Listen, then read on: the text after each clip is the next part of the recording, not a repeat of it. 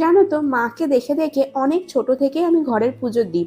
কিন্তু তখন ভাবতাম, মা পুজো দিতে বসলে এত সময় লাগে, আমার কেন এত সময় লাগে না? সব তো একই রকম ভাবে আমি করি। আর মাকে যে জিজ্ঞেস করতাম কেন মা এরকম হয়, মা কোনো উত্তর দিত না, মা শুধু হাসতো। আর এখন যখন পুজো দিতে বসি, এখন দেখি সেই মার মতনই সময় লেগে যায়। মা শুধু তাই একটা কথাই বলে, কিরে বলতি না আমার বেশি সময় লাগে, এখন কি হলো? আর তখন আমারও সেই মার মতন কোনো উত্তর দেওয়া থাকে না, শুধু হাসি। কিছু কিছু জিনিসের উত্তর হয়তো সত্যিই হয় না, সময়ের সঙ্গে সঙ্গে কিছু কিছু জিনিস অনেকটাই চেঞ্জ হয়ে যায়।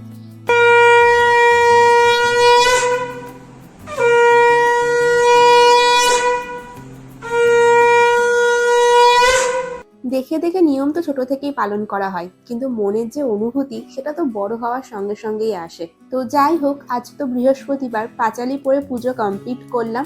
আর দেখো কি ভালো লাগছে দেখতে।